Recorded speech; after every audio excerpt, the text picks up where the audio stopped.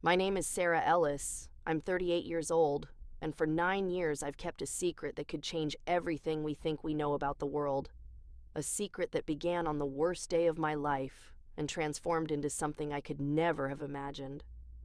I'm going to tell you exactly how it all happened because after what occurred last week, I finally understand that I can no longer carry this alone. In August 2015, my son Tommy was 7 years old. He was born deaf, completely deaf, and our communication was done through sign language. Tommy was a happy child, curious, always observing everything around him with those huge brown eyes that seemed to capture every detail of his silent world. Before Tommy disappeared, our life was beautifully simple. I worked from home as a freelance graphic designer, which allowed me to be there for Tommy full-time. My husband David was a high school teacher. We had a small house in Portland, a normal life, normal worries. Our biggest challenge was making sure Tommy had access to good education and communication tools. We learned ASL together as a family. We built a world where his silence wasn't a disability, just a different way of being. Tommy loved nature. He would spend hours in our backyard, watching ants carry food, touching flower petals, feeling the vibrations of the wind through the trees. I think because he couldn't hear the world, he experienced it through every other sense with an intensity most people never know. That summer, we decided to have a family picnic at Gifford Pinchot National Forest. Me, David, Tommy, and my sister Claire. It was a Sunday in mid-August, the kind of perfect summer day that makes you grateful to be alive. If I could go back in time, I would have chosen to stay home. I would have chosen any other place in the world. We arrived at the forest around 10 a.m. Tommy was excited, running ahead on the trail, stopping to examine every interesting rock and leaf. We found a perfect spot near a stream, spread out our blanket, and started unpacking lunch. Claire was helping me with the food. David was setting up a small camping stove for coffee. I looked up to check on Tommy. He was about 20 feet away, crouched down, looking at something on the ground. I smiled and went back to unpacking sandwiches. 5 minutes later, I looked up again. Tommy was gone. I stood up, scanning the area. "Tommy!" I called out, a useless habit for a deaf child, but mothers do that. My heart wasn't racing yet. He probably just wandered a bit further to explore something. I walked to where I'd last seen him. There was a disturbed patch of dirt where he'd been crouching, but no Tommy. I looked in every direction, calling his name, signing into empty air. "David!" I shouted. "I can't find Tommy!" That was the moment everything changed. The moment my before life ended and my afterlife began. David jumped up and started searching the immediate area. Claire ran down the trail we'd come from. I pushed into the brush, checking behind trees, looking for any flash of his blue t-shirt. Nothing. Within 10 minutes, we were frantic. Within 20, David was on the phone with 911. Within an hour, park rangers arrived. Within 2 hours, search and rescue teams were combing the forest. My deaf 7-year-old son had vanished into thousands of acres of wilderness. What followed were the 8 longest days of my life. The first day, I was certain they'd find him quickly. A small boy couldn't have gone far. The search dogs would pick up his scent. The helicopters flying overhead with thermal cameras would spot him. But the forest swallowed Tommy whole. By the second day, over 100 volunteers had joined the search. They formed lines and walked through the forest, calling Tommy's name even though he couldn't hear them, looking for any sign. The dogs found nothing, not a single trace of scent to follow, as if Tommy had simply evaporated. I didn't sleep. I couldn't eat. I stood at the edge of the search area and stared into the trees, trying to will my son to appear. David held me when I collapsed. Claire forced water down my throat, but mostly I just stood there, waiting. The guilt was crushing. How long had I looked away? 3 minutes? 5? How could I have lost him so quickly? What kind of mother loses her child in 5 minutes? By day 3, the media arrived. News vans lined the parking area. Reporters with cameras and microphones interviewed volunteers, showed pictures of Tommy's smiling face on the evening news. Deaf boy missing in National Forest. Race against time to find 7-year-old. Family desperate for answers. They asked me to make a plea on camera. I stood there, Claire holding me up, and signed while a translator spoke. "Tommy, if you can see this, stay where you are.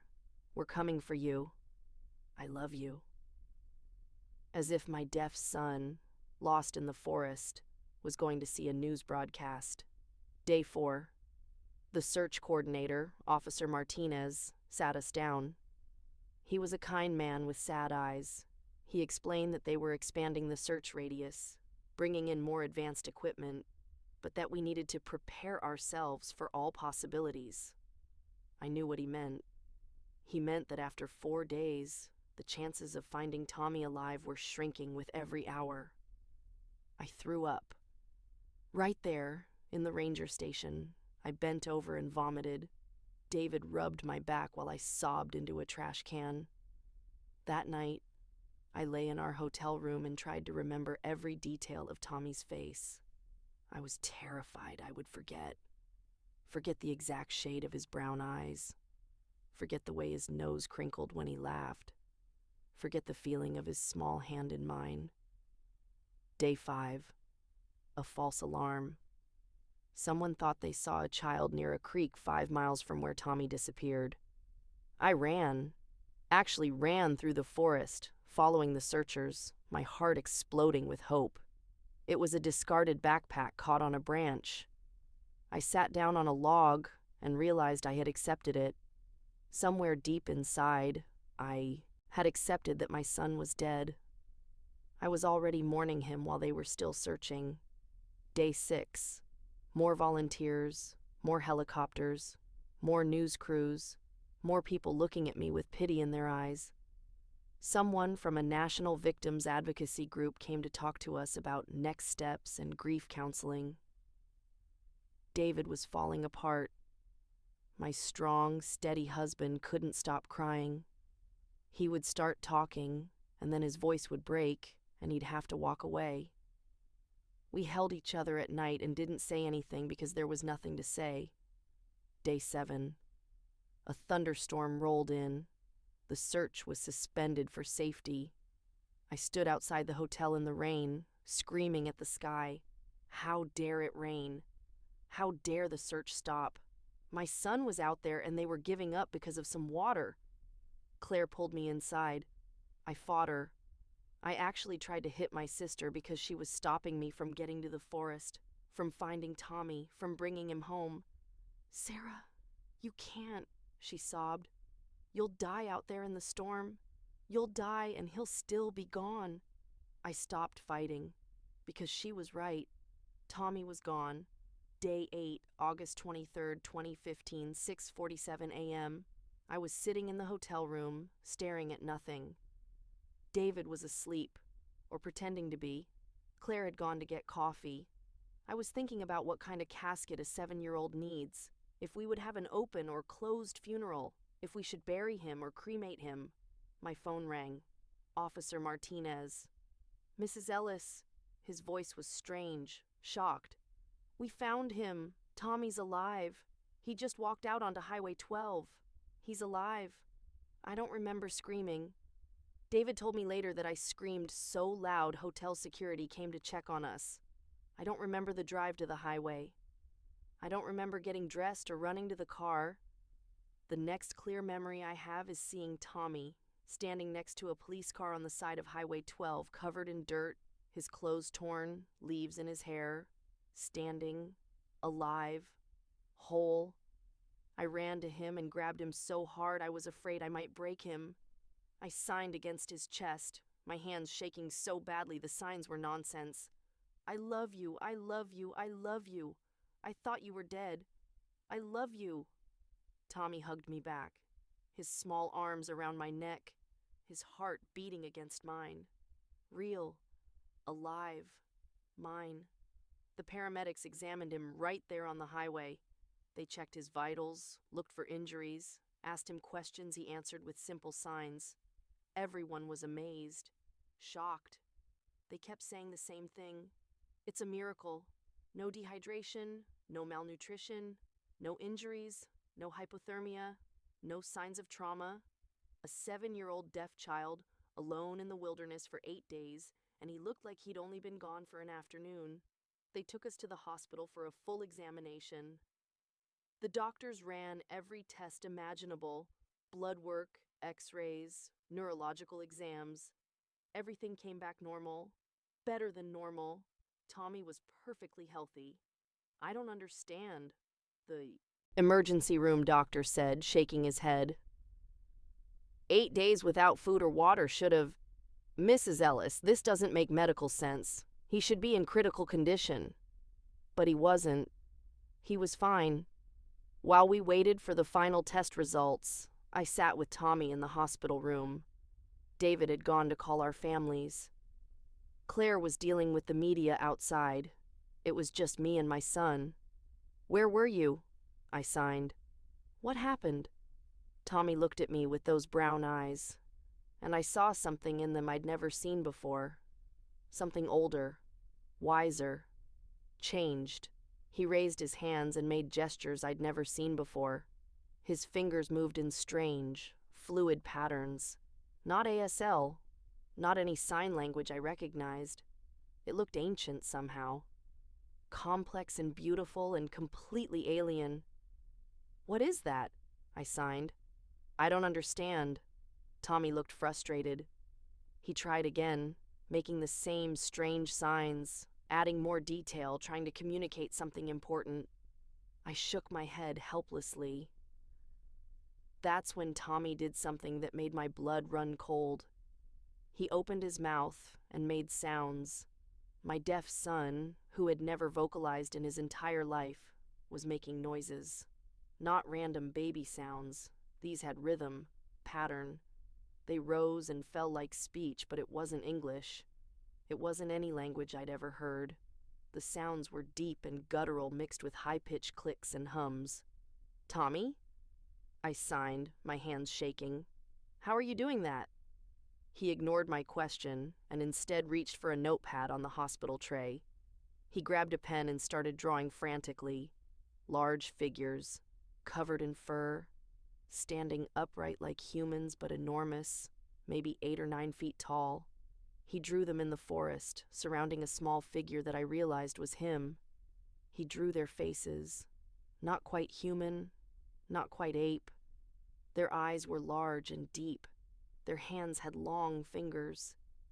Tommy drew 5 of these figures, all looking down at the small representation of himself. Then he pointed at the drawing. He pointed at the window, toward the forest in the distance. And he made those impossible sounds again, those vocalizations that should not exist. Finally, he signed something. A simple sign, one I'd taught him when he was 4 years old. He signed, "Friends." I stared at the drawing, at my son, at his mouth, which had just produced sounds he'd never heard and should never be able to make. "What happened to you out there?" I whispered. Tommy smiled. A peaceful, knowing smile that didn't belong on a 7-year-old's face. Then David burst back into the room with a doctor, and the moment was broken. They wanted more tests. They wanted to understand how Tommy survived. They wanted answers. But I was already realizing something that terrified me. The answers weren't medical. They weren't logical. They weren't anything the doctors could find with their tests and machines. Something had happened to my son in that forest. Something impossible. And as I watched Tommy hum those ancient sounds while the doctors examined him, watched him draw more pictures of those towering figures, I understood that the 8 days of hell when he was missing might have been the easy part. Because now, I had to figure out what came back from the forest wearing my son's face. We brought Tommy home 4 days after he was found. The doctors wanted to keep him longer, but I refused. They'd found nothing wrong medically. What they really wanted was to study the miracle boy. The media circus was insane. News vans lined our street. Reporters camped on our lawn. My phone rang constantly. Interview requests, book deals, morning shows. Everyone wanted the story of how the deaf boy survived. I disconnected our landline, changed my cell number. We lived like prisoners behind closed curtains. Officer Martinez helped us release a statement. Tommy is home safe. The family requests privacy. No interviews. That only made them hungrier. But the real story was happening inside our house. Tommy's vocalizations continued, constantly. He hummed while eating, made clicking sounds while drawing, produced complex tonal patterns while playing. It was like he was practicing this impossible gift. I recorded him once, just 30 seconds. I played it for my friend Jennifer, a speech therapist. She went pale. "Sarah, this isn't possible. Deaf children can't produce phonemes with this complexity. They can't create tonal variations they've never heard. How is he doing this?" I deleted the recording and never spoke to her about it again. The strange sign language got worse. Tommy would stand in front of me and speak in signs that didn't exist anywhere. His hands moved with clear grammar and structure, but I was completely locked out. I hired an ASL interpreter.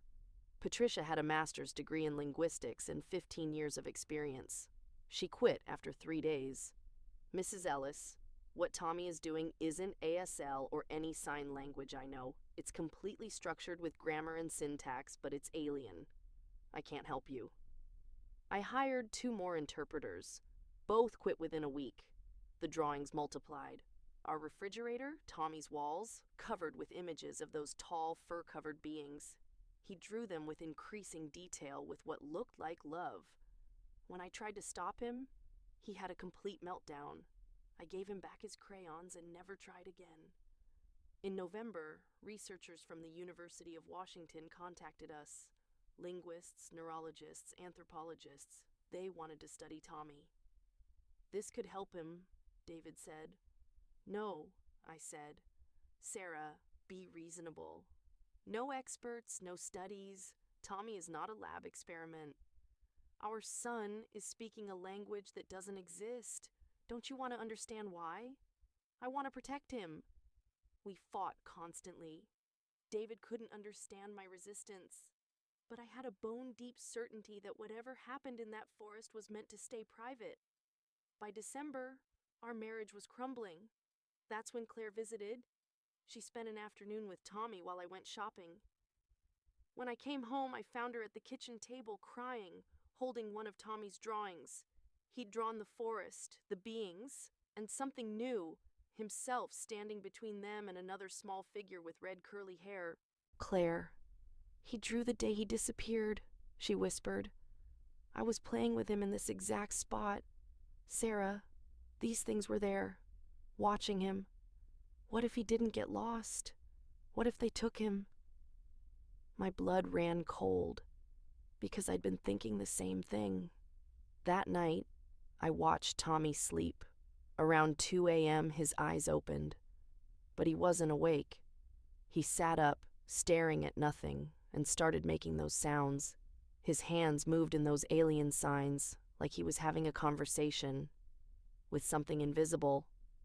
This continued for 20 minutes. Then he laid back down and slept normally. The episodes happened every few nights. I started documenting everything in a journal. What he drew, what sounds he made, looking for patterns. In January 2017, David gave me an ultimatum. "We either get Tommy professionally evaluated, or I'm filing for custody and doing it without you." "If you try," I said quietly, "I will take Tommy and disappear. You'll never find us."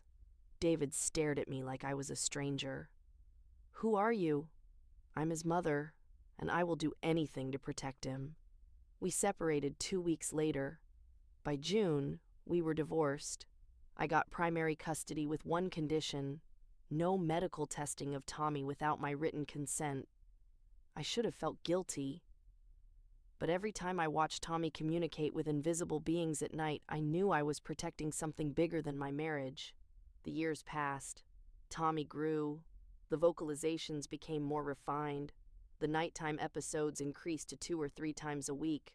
By 2019, when Tommy was 11, something new started. He began to know things he shouldn't know. He'd stop me from crossing a street seconds before a car ran a red light. He knew when it would rain despite clear forecasts. He knew when Claire would call before the phone rang. And animals, birds would land near him unafraid. Deer approached in parks. A neighbor's aggressive dog sat calmly and let him pet it. It was like he could communicate with them, or they recognized him as something other than human. What did they do to you? I signed one night. Tommy drew a picture, himself standing between the forest and the city. One hand reaching toward trees, one toward buildings. Bridge. He was a bridge. In February 2020, when Tommy was 12, I took him back to the forest. He walked with purpose for 40 minutes, never hesitating. He was being led by something I couldn't perceive. We reached a clearing, trees forming a perfect circle. Tommy stopped, signed in his language, then vocalized, calling them. We waited 30 minutes. Then Tommy became alert, turned toward the trees and started signing rapidly, making excited sounds. I saw nothing, but Tommy was clearly interacting with something. He signed back and forth, responded to invisible stimuli, laughed. "Tommy, what's happening?" I signed. He looked at me, then signed in ASL. "They hear, you not see, but hear." They were there. My son was talking to them while I stood blind. After an hour, Tommy signed goodbye to the empty air and led me back. We returned monthly after that. Each time, Tommy communicated with invisible beings, and each time, he seemed more peaceful afterward. I realized the terrifying truth. Tommy wasn't just changed. He was still connected to them, and he needed that connection to survive. He wasn't fully human anymore. He was something between. In 2023, Tommy turned 15. The vocalizations had evolved into what sounded like full conversations. The signs were more natural to him than ASL now. But something was wrong. Tommy was getting tired, pale, losing weight, dark circles under his eyes. I took him to a doctor. Tests came back normal, but he clearly wasn't fine. In October 2023, after a 3-hour nighttime episode, I confronted him. "You're sick. Something's wrong." Tommy drew himself between forest and city again, but this time, the lines connecting him to the forest were bright. The lines to me, to human life, were fading. He was being pulled back. "No," I signed, crying. "You're my son. You're staying here." Tommy shook his head gently. He drew a calendar with dates crossed off, then himself, walking into the forest, the beings waiting. "When?" I signed. He held up 10 fingers. 10 months. I had 10 months before my son would leave me forever. Those 10 months were the hardest of my life. Harder than the 8 days Tommy was missing. Because this time, I knew exactly when I would lose him, and there was nothing I could do to stop it. Tommy grew weaker each week. Not sick exactly, more like he was fading, like a radio signal getting farther from its source. He slept more, ate less. The light in his eyes dimmed, but the nighttime episodes intensified. Every single night now, sometimes for 4 or 5 hours. Tommy would sit up and communicate with them, his face animated, his signs flowing. Whatever connection he had, it was pulling him harder. I tried everything to keep him grounded. I cooked his favorite meals. We watched movies with subtitles. I bought him new art supplies. But Tommy was already somewhere else in his mind. In December 2023, 3 months into the countdown, Claire came over and found me crying in the kitchen. "I'm losing him," I signed to her. "He's leaving and I can't stop it." Claire held me for a long time. Then she asked the question I'd been avoiding. "What if you're not supposed to stop it?" I pulled back. "He's my son. I know. But Sarah, what if this is who he is now? What if fighting it is hurting him more? I wanted to scream at her, but deep down, I knew she was right. The more I tried to keep Tommy here, the more he suffered. That night, I made a decision. I went into Tommy's room and waited until he sat up for his episode. I watched him sign to the invisible beings, making those beautiful sounds. When he finished and was about to lie back down, I reached out and touched his hand. His eyes focused on me. Really focused, like he was seeing me from wherever his mind went during these episodes. "Take me with you," I signed. "Next time we go to the forest, let me see them. Really see them." Tommy's eyes widened. He signed rapidly in his language, then switched to ASL. "Dangerous. Not ready." "I don't care," I signed. "You're leaving me. Before you go, I need to understand. I need to see what you see." Tommy stared at me for a long moment. Then he nodded slowly. 2 days later, we drove to the forest. It was a cold January morning, snow on the ground. Tommy led me to that same clearing, but this time he took my hand and didn't let go. He vocalized, louder than I'd ever heard, sustained and complex, calling them with urgency. Then he placed my hand on his chest and signed with his other hand. "Feel, not see. Feel." I closed my eyes and tried to focus on what I was feeling through my palm on Tommy's chest, his heartbeat, his breathing, and then something else, a vibration that wasn't quite physical, like standing near a large speaker with the volume too low to hear but high enough to feel. The vibration grew stronger. I felt it in my bones now, resonating through my skeleton. "Open," Tommy signed against my arm. I opened my eyes. They were there, 5 of them, arranged in a semicircle around us. Massive, at least 9 feet tall, covered in dark, reddish-brown fur that seemed to absorb light. Their faces were like Tommy's drawings, but more real, more present. Not human, not ape. Something ancient and other. Their eyes were the most striking feature. Large, deep brown, with an intelligence that was unmistakably sentient. They looked at me, and I felt seen in a way I'd never experienced. Like they could perceive not just my body, but my thoughts, my fears, my love for Tommy. I should have been terrified, but I wasn't. There was a gentleness in how they stood, in how they watched, like they were being careful not to frighten me.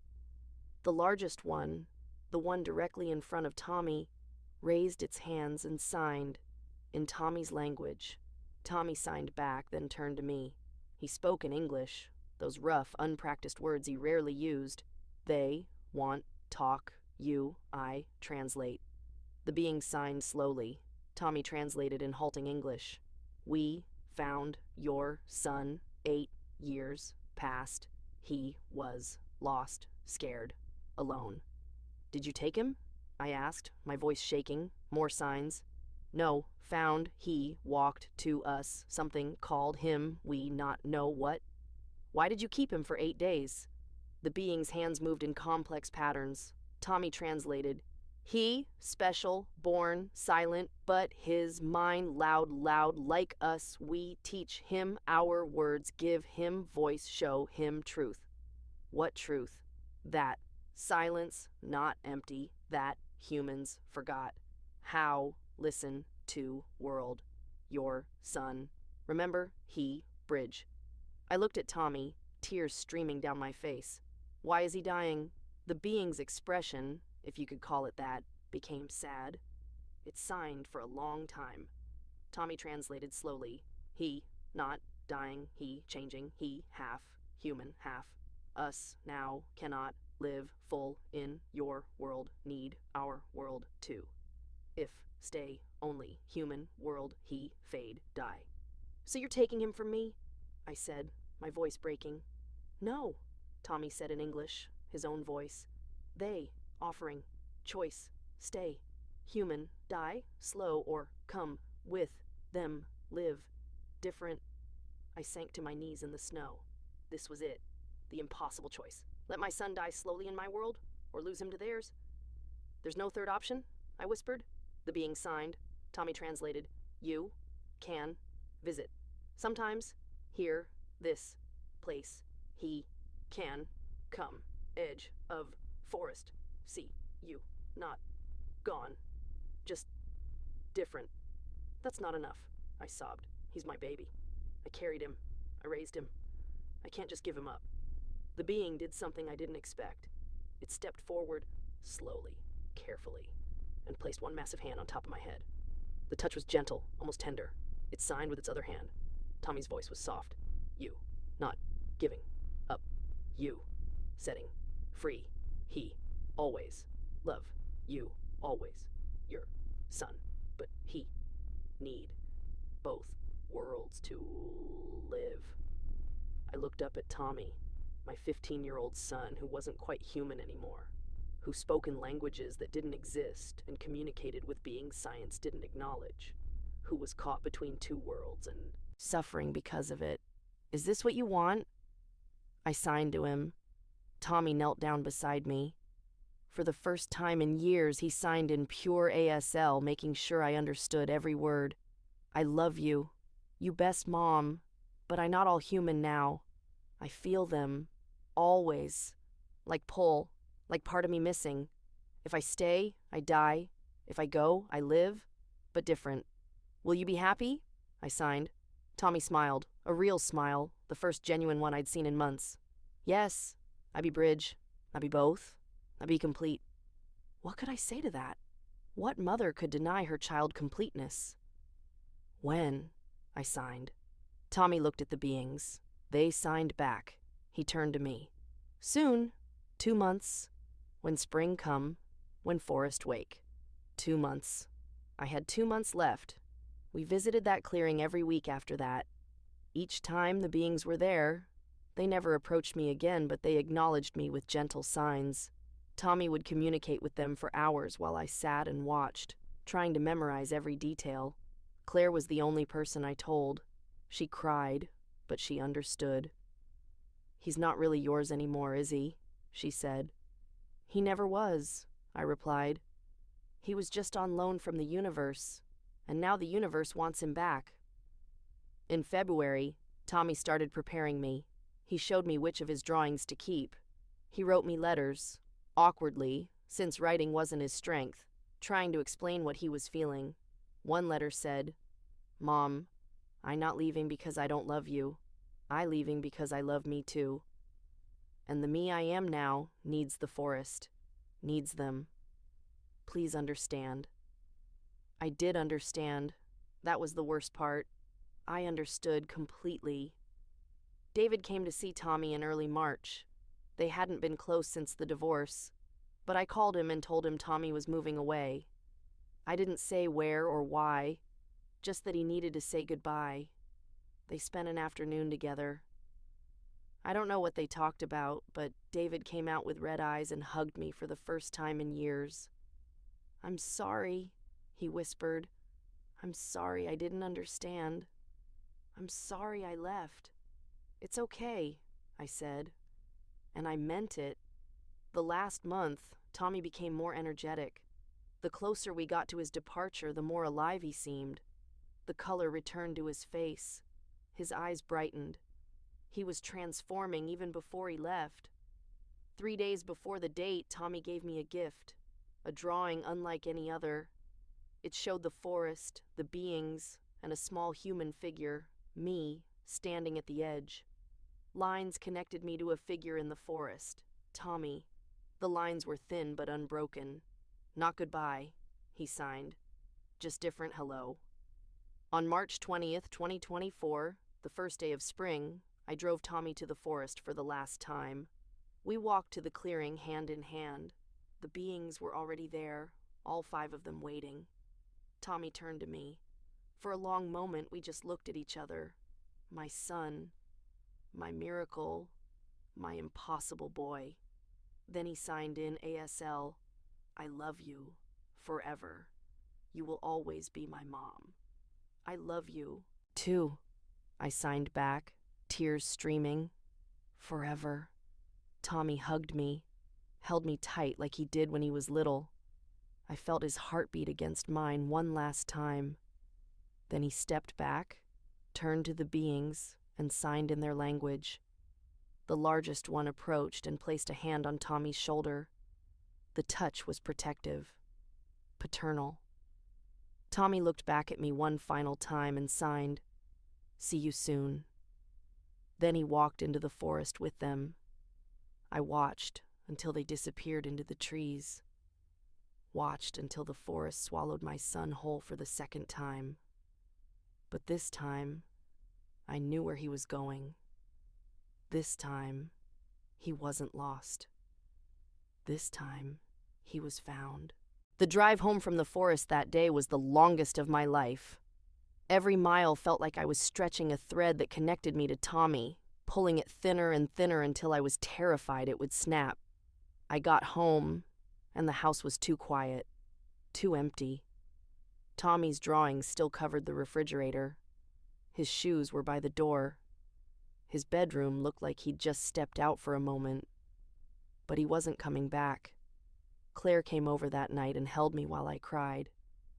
"He's not dead," she kept saying. "He's not dead. He's just somewhere else." But it felt like death. It felt like I'd buried my son in the forest. The first week was torture. I would wake up and forget, just for a moment, that Tommy was gone. I'd start making breakfast for 2. I'd knock on his bedroom door to wake him for school. Then reality would crash back, and I'd have to remember all over again. David called every day. "How are you holding up?" "I'm not," I'd say. He never asked where Tommy really was. I think he knew that if I told him the truth, he'd have me committed. Or worse, he'd believe me. On day 8, something happened. I was sitting in the backyard staring at nothing when a deer walked into my yard. Not unusual. We had deer in the neighborhood sometimes. But this one walked right up to me, close enough to touch. It stared at me with those deep brown eyes, then gently pressed its nose against my hand. I felt it. That same vibration I'd felt in the forest when I touched Tommy's chest, the one that let me see the beings. The deer stepped back, looked at me one more time, then walked away. Tommy. That was Tommy. Somehow he'd sent a message through the deer. "I'm here. I'm okay." After that, animals started appearing regularly. Birds would land on my porch railing and sing. Squirrels would approach without fear. Once, a fox sat in my backyard for an hour just watching the house. They were messengers, all of them. Tommy was showing me he hadn't forgotten, that the thread connecting us hadn't broken. In April, 1 month after Tommy left, I went back to the forest, to the clearing. I didn't know if he'd be there, but I had to try. I stood in the center and called out loud, even though I knew he couldn't hear me in the traditional sense. "Tommy, it's Mom. If you can hear me, if you can come, please." I waited. 30 minutes passed. An hour.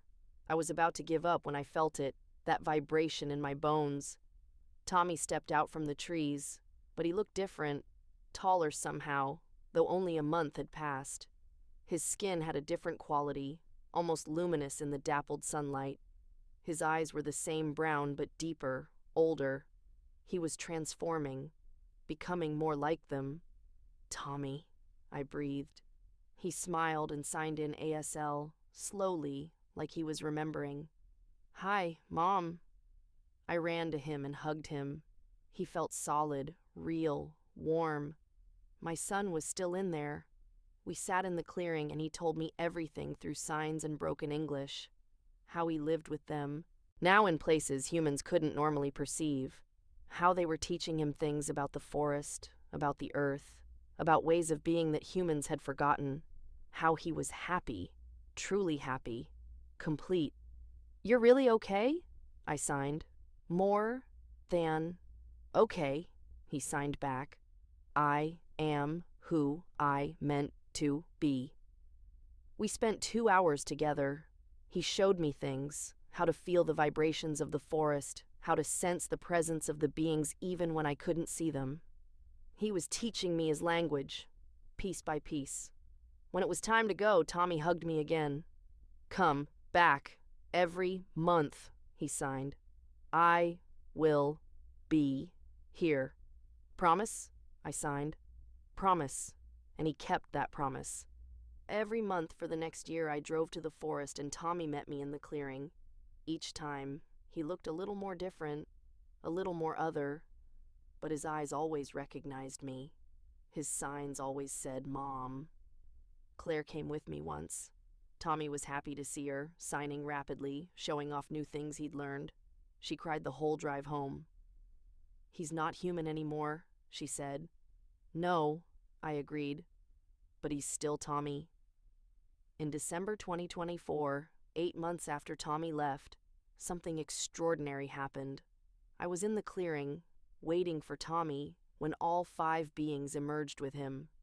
They'd never done that before. Usually they stayed hidden while Tommy and I visited.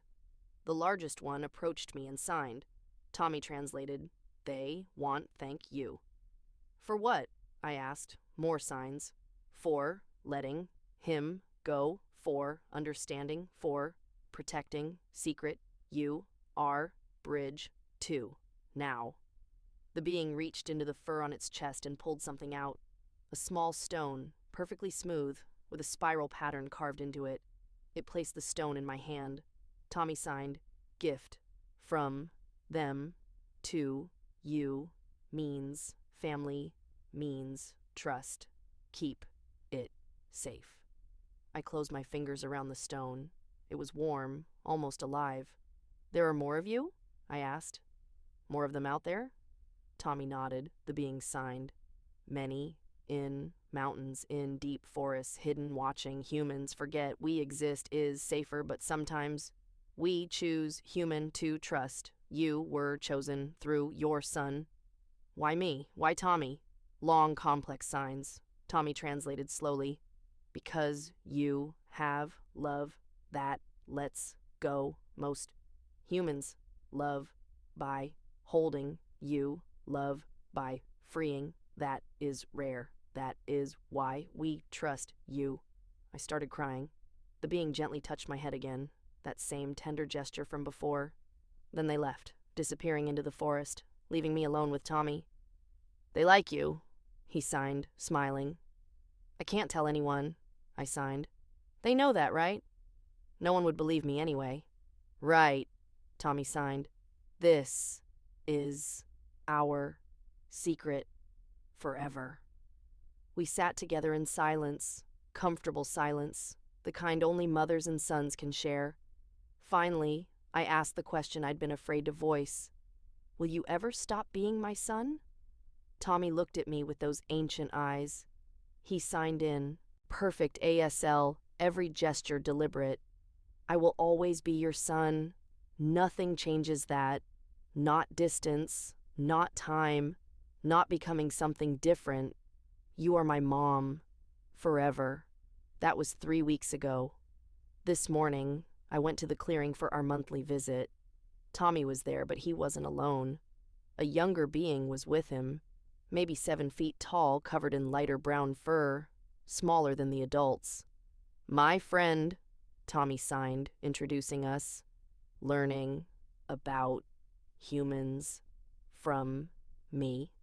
The young being signed shyly.